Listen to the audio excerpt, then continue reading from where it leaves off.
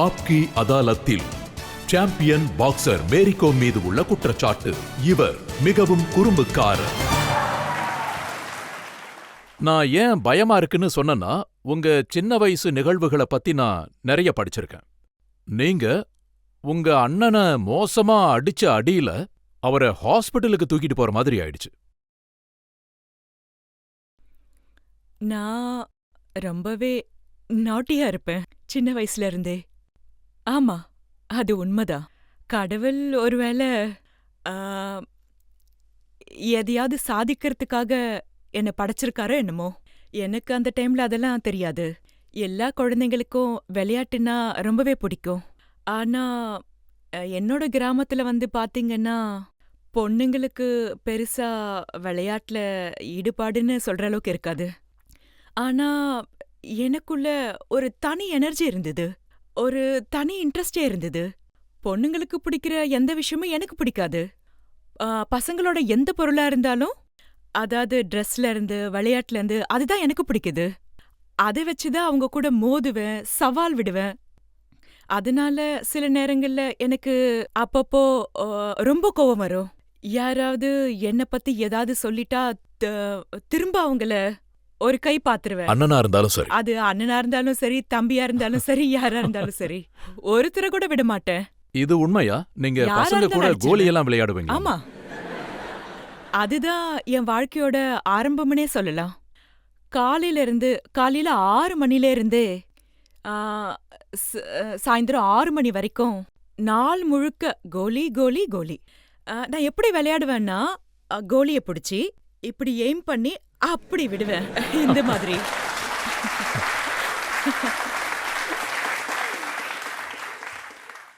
என்ன ஒருத்தராலையும் தோக்கடிக்கவே முடியாது. மத்தவங்களுக்கு இதுதான் ரொம்ப பெரிய பிரச்சனையா இருந்தது. பசங்களுக்கு அதான். சின்ன வயசுல இருந்தே ஒவ்வொரு கோலியும் எய்ம் பண்ணி எவ்ளோ தூரமா இருந்தாலும் கரெக்டா அடிப்பேன். பக்கத்துல இருந்து எய்ம் பண்ணி அடிக்கிறதுல ஒண்ணுமே இல்ல. அதெல்லாம் எனக்கு ஒரு பெரிய விஷயமே இல்ல. அது எவ்ளோ தூரமா இருந்தாலும் அப்படியே எய்ம் பண்ணி ஒரே ஒரு கண்ணை மூடிட்டு அடிச்சேன்னு வச்சுக்கோங்க, அப்புறம் டக்குன்னு என்னுடைய டார்கெட் ரீச் ஆயிடும். என்ன யாராலையும் தோக்கடிக்க முடியாது. நீங்க மரத்து மேல ஏறி உட்கார்ந்துருவீங்க, ஆமா, பாம்பெல்லாம் பிடிச்சு விளையாடுவீங்க. ரஜித் சார் என்னுடைய ரகசியங்கள் எல்லாம் போட்டு உடைச்சிட்டாரு. நான் மரமெல்லாம் ஏறுவேன், பாம்பெல்லாம் பிடிச்சு விளையாடுவேன். சின்ன வயசுல இருந்தே எனக்கு பாம்பெல்லாம் ஒரு ஆ, நம்மள அது அட்டாக் பண்ண வரும்.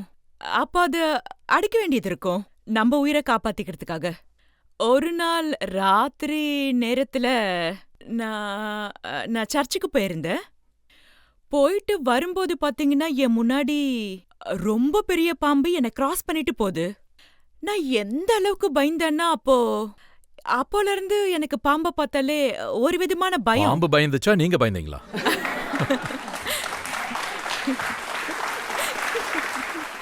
பாம்புக்கு என்ன பார்த்தா பயம் இல்ல, எனக்கு தான் பாம்பை பார்த்தா பயம். இந்த மாதிரி என் லைஃப்ல சின்ன வயசுல இருந்தே நான் ரொம்ப நாட்டியா இருந்தேன். சோ இப்போ நிறைய விஷயங்களை புரிஞ்சுக்கிட்டேன். இப்போ முன்னாடி விட இப்ப எனக்கு நிறைய விஷயம் தெரியுது. இல்ல, இப்பவும் நீங்க குறும்புத்தனம் பண்றீங்க, நான் கேள்விப்பட்டேன். வோட்காவோட மொத்த பாட்டிலையும் நீங்க குடிச்சிட்டீங்களாமே? இது ரொம்ப தப்பு. இது வந்து ரொம்ப தப்பான விஷயம் தான் நான் சொல்லுவேன். இதை நான் ஒத்துக்கவே மாட்டேன். இது உண்மைதானே? வோட்காவை நீங்க தண்ணி பாட்டில் நினைச்சு மொத்தமா குடிச்சிட்டீங்க.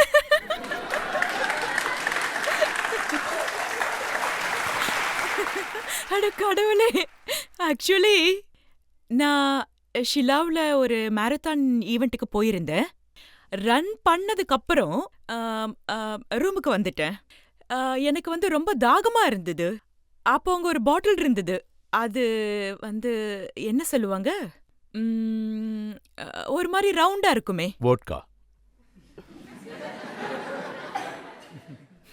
அந்த பாட்டில் வந்து பாத்தீங்கன்னா விசிபிளா இல்ல, டிரான்ஸ்பரண்டா மாதிரி இருக்கும், தண்ணி தண்ணி மாதிரி. தெரியும். அந்த பாட்டில் இல்ல. அந்த பாட்டில் ஹோட்டல்லையும் அப்படிதான் வச்சிருந்தாங்க. அது காப்பரோடது. அப்படிதான் இருந்துச்சு. அத நான் தூக்குனப்போ அது நான் தண்ணி தானு நான் அப்ப நினைச்சேன். மோஸ்ட்லி அந்த பாட்டில்ல நைட்டு ஃபுல்லா தண்ணி அப்படியே வச்சுட்டு காலையில எந்திரிச்சு குடிச்சா ஹெல்த்துக்கு ரொம்ப நல்லதுன்னு சொல்லுவாங்கல்ல. அது உண்மையா பொய்யா நீங்களே சொல்லுங்க. ஆ, அதனால நான் அந்த பாட்டில பார்த்ததும் எனக்கு அப்படிதான் தோணுச்சு. நான் அந்த பாட்டில திறந்தேன். ஒருவேளை நான் எடுத்து அத வாய்க்கிட்ட வச்சிருந்தா எனக்கு அந்த ஸ்மெல் வந்திருக்கும், அது எனக்கு தெரிஞ்சிருக்கும். ஆனா நான் ரொம்ப அவசரத்துல இப்படியே திறந்து அப்படியே அப்படியே ஊத்திக்கிட்டேன். பாதி உள்ள போயிடுச்சு.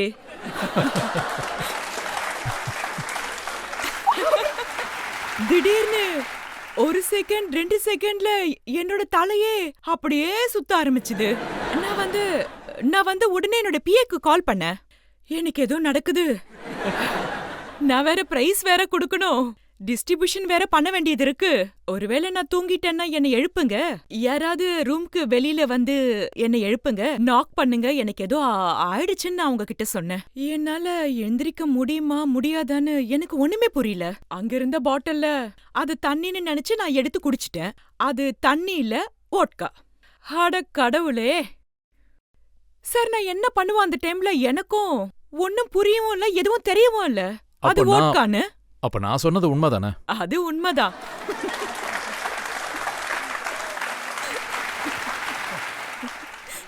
உங்களுடைய இன்னொரு ரீசெண்டான குறும்புத்தனத்தை சொல்றேன். சொல்லுங்க. நீங்க எவ்வளவு ஃபாஸ்டா வண்டி ஓட்டி இருக்கீங்கன்னா போலீஸ் வண்டியே உங்க பின்னாடி.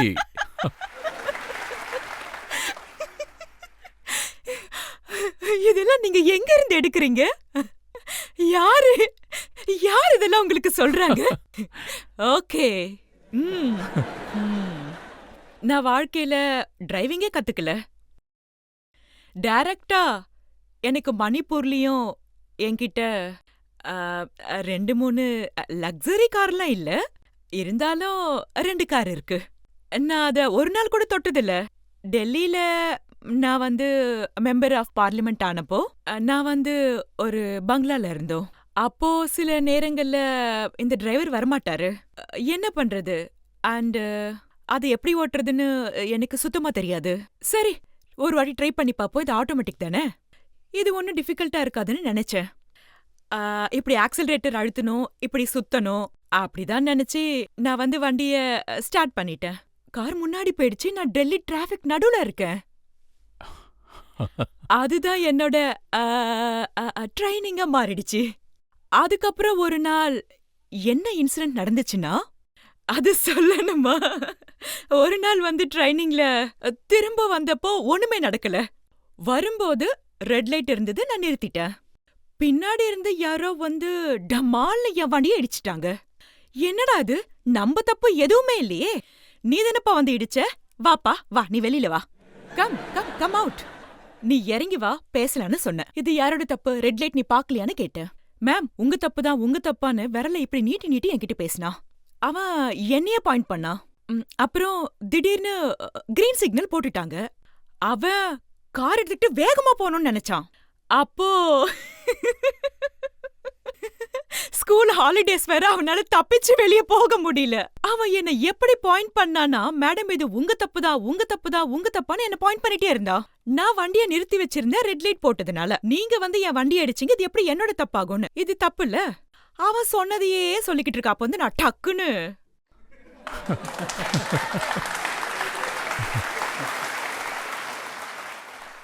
ஒரு தடவை நான் கை ஓங்கிட்டேன். அவனால கோவத்தை அடக்க முடியல. என்னோட தப்பு இல்லாம அவன் தப்பு தப்புன்னு சொல்லிக்கிட்டே இருந்தான். அதுக்கப்புறம் நான் அவன் மூஞ்சில ஒரு பஞ்ச் ஒண்ணு விட்டேன். அதுக்கப்புறம் தெரியாம என்னோட சின்ன நகம் ஒண்ணு அவன் முகத்துல ஸ்கிராட்ச் ஆயிடுச்சு. அது ப்ளீடிங் ஆக ஆரம்பிச்சிருச்சு, ரொம்ப சிவியரா. செத்து போற மாதிரி ஆக்டிங் பண்ண ஆரம்பிச்சிட்டான். அப்போ அங்க ஒரு செக்யூரிட்டி கார்டு இருந்தாரு. அவர் என்ன ஆச்சு மேடம்னு கேட்டாரு. நானும் நடந்ததை சொன்னேன். அதுக்கப்புறம் போலீஸ் ஸ்டேஷன் போலான்னு சொன்னாரு. அப்புறம் அவங்க போலீஸ் ஸ்டேஷன்ல அவங்க என்ன சொன்னாங்கன்னா, இவங்க யார் தெரியுமா, இவங்க உன்னை அதிகமா அடிக்கல, நீ தப்பிச்சிட்ட, இல்லாட்டி மொத்தமா காலியே இருப்பேன்னு. அவங்க வேர்ல்டு சாம்பியன், அவங்க அவ்ளோ பெரிய ஆளு, இவ்ளோ பெரிய ஆளு, இவங்க நாட்டோட பெருமை, அது இதுன்னு சொல்லிட்டு இருந்தாங்க. அதுக்கப்புறம் தான் அவன் வாயை மூடினான். அப்பதான் அவன் தப்ப ஒத்துக்கிட்டான். அதுக்கு முன்னாடி வரைக்கும் ஒத்துக்கவே இல்ல. இதுதான் நான் சொல்லணும்னு நினைக்கிறேன். என்னோட முகத்தினால we are suffering so much. உங்களுடைய பேர் வந்து ரொம்ப பெரிய பேரா இருந்தது, ஆனா அத நீங்க மாத்திட்டீங்க. நீங்க பேரை மாத்தின விஷயத்த உங்க ஃபாதர் கிட்ட சொல்லவே இல்ல. ஆக்சுவலி என்னுடைய பேரு சும் நை ஜாங். இது ரொம்ப மீனிங்ஃபுல்லான பேரு. அதாவது சுங் அப்படின்றது ரொம்ப டாப். டிரான்ஸ்லேட் பண்ணி பாத்தீங்கன்னா எங்களோட மதர் டங்ல, அதாவது எங்களுடைய மொழியில எங்க பாட்டி தான் இந்த பேரை வச்சாங்க. அதாவது சுங்குன்னா டாப், நெய்னா ரீச், ஜாங்னா ஃபாஸ்டஸ்ட். எப்படி இருக்கு? ரொம்ப பெருசா இருந்தது. நான் அதை ஷார்ட் ஆக்கி எம்சிய நான் மாத்தி, அதாவது மேரின்னா பாத்தீங்கன்னா அது வந்து நான் ஒரு கிறிஸ்டியன். இது வந்து ரொம்ப ஈஸியா எல்லாராலையும் ப்ரொனவுன்ஸ் பண்ண முடியும், ஈஸியா ரெகக்னைஸும் பண்ண முடியும். அதனாலதான் நானே எனக்கு மேரின்னு பேரை வச்சுக்கிட்டேன். ஸோ எம்சி மேரி காப். நல்ல வேளை நீங்க ஈஸியா பேரை வச்சிட்டீங்க, இல்லனா அடிக்கடி உங்க பேரை சொல்றதுக்கு எனக்கு கஷ்டமா இருந்திருக்கும். வியூவர்ஸ் யாராவது கேள்வி கேட்க விரும்புறீங்களா? நார்த் ஈஸ்ட் ஆளுங்களை எப்பவும் மோமோஸ், சைனீஸ் இல்லனா சிங்கீஸ் சொல்லி கூப்பிடுவாங்க. நீங்களும் அது மாதிரி ஏதாவது ஃபேஸ் பண்ணிருக்கீங்களா? ஆரம்பத்துல நானும் நிறைய அந்த மாதிரி ஃபேஸ் பண்ணிருக்கேன். ஆக்சுவலி என்னுடைய ஃபேஸ் வந்து பார்க்கறதுக்கு Chinese, Philippians, Thailand, maybe Asian look மாதிரி இருக்கும். ஆனா எப்போ என்னோட ஹார்ட் அண்ட் சோல் இந்தியா தான். I respect all the religion and I never நான் ரிலிஜியன் விஷயத்துல தப்பா எதுவும் ரிலிஜன் பத்தி நான் கண்டிப்பா சொல்ல மாட்டேன். நம்ம மனுஷங்க ஒருத்தரோட ஒருத்தர் பாசமா இல்லாம, ஒருத்தர் ரெஸ்பெக்ட் பண்ணாம, ஒருத்தருக்கு ஒருத்தர் சப்போர்ட் பண்ணாம, நம்ம எப்பவும் ஒரு யூனிட்டியோட ஒற்றுமையா இல்லைன்னா நம்ம இந்தியா எப்படி முன்னோக்கி போகும்? நான் இன்னொரு விஷயம் சொல்ல விரும்புறேன் மேரி மேடம். 6 முறை நீங்க வேர்ல்டு சாம்பியன் ஆனதுக்கு அப்புறம் உங்களோட இந்த ஃபேஸ் வந்து இதுதான் இந்தியாவோட ஃபேஸ், இந்தியன் ஃபேஸ். தேங்க்யூ. அதாவது பாத்தீங்கன்னா நார்த் ஈஸ்ட்ல இருந்து வர்ற சகோதர சகோதரிகள் உங்கள அவங்களோட ஐடலா நினைக்கிறாங்க, இந்த நாடே உங்களை ஐடலா பாக்குது. ஆனா நீங்க செஞ்சிருக்கிற இந்த வேலை, இந்த நாட்டை ஒன்றிணைக்கிற வேலை, இது உங்களோட மிகப்பெரிய கான்ட்ரிபியூஷன். தேங்க்யூ. ஆனா உங்களுக்கு படிக்கிறது சுத்தமா பிடிக்காதுல்ல?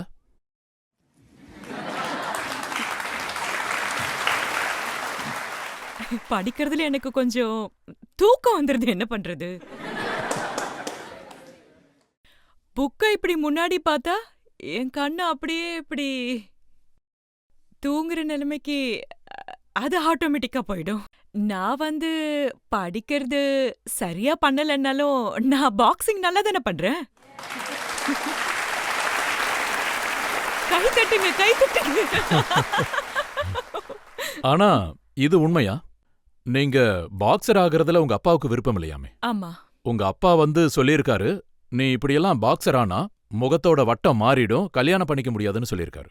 அதுதான் சார், அதனாலதான் இப்ப நான் இத சொல்றேன் சார். ஆக்சுவலி நான் வந்து என் பேரண்ட்ஸ் கிட்ட எதுவுமே சொன்னதில்ல. அப்படி சொன்னா என்னோட கெரியர் வந்து கண்டிப்பா பாதிக்கப்படும். நீங்க வந்து அவங்க கிட்ட பாக்ஸிங்க பத்தி கேட்டா மூக்க உடைச்சி மூக்குல ரத்தம் வர வைக்கிற விளையாட்டு தானே அப்படின்னு கேட்பாங்க. என்கிட்டயும் அப்படிதான் சொல்லி பயம்படுத்துனாங்க. அதாவது எனக்கும் ஆரம்பத்துல பயமா தான் இருந்தது. அதாவது அது வந்து எப்படி வலுக்கட்டாயமா வந்து மூக்க உடைப்பாங்க? அதுக்குள்ள நீங்க அவங்க மூக்க உடைச்சிருவீங்க. மூக்கு வாங்கி எல்லாத்துக்கும் சேர்த்து ஒரு பஞ்சு கொடுத்தா கதை முடிஞ்சுது. ஒருவேளை காயப்பட்டா நான் வந்து என்ன யோசிப்பேன்னா, அதுக்கு யார் செலவு பண்ணுவாங்க? ஏன்னா எங்களோட வீடு வந்து நீங்க பாத்தீங்கன்னா, எங்க ஃபேமிலி வந்து ரொம்ப சாதாரணமான ஒரு ஃபேமிலி. எங்க அப்பா அம்மா ஒரு நாள் கூலி வேலைக்கு போனாதான் எங்களுக்கு காசு கிடைக்கும். அவங்க ஒரு நாள் வேலைக்கு போலனா எங்களுக்கு காசு இல்ல. சோ நாங்க வந்து அந்த மாதிரி ஒரு வாழ்க்கையை தான் வாழ்ந்தோம். அது வந்து நல்லாவும் இருந்தது, ஆனா நிறைய ஸ்ட்ரகிளும் பண்ணிருக்கோம். இது ரொம்ப இன்ஸ்பைரிங்கா இருக்கும். குடிசையில வாழ்றவங்களுக்கு, ஏழைங்களுக்கு, அவங்களுக்கும் நாம முயற்சி பண்ணா, தைரியத்தை காட்டுனா, மேரிகோ மாதிரி நாமளும் ஆகலாம்னு நினைப்பாங்க. கண்டிப்பா கண்டிப்பா. நம்ம தைரியத்தை விட்டு கொடுக்காத வரைக்கும் நம்ம முன்னாடி என்ன டிஃபிகல்ட்ஸ் வந்தாலும் நம்மளால கண்டிப்பா ஃபேஸ் பண்ண முடியும். என்னோட நம்பிக்கை என்னுடைய வில் பவர். இது மத்தவங்களுக்கு இருக்குமா இருக்காதான்னு எனக்கு தெரியாது. ஆனா கடவுள் எனக்கு அந்த வில் பவரை கொடுத்திருக்காரு. அது டபுள் லெவல், ட்ரிபிள் லெவல்னு தான் நான் சொல்லுவேன்.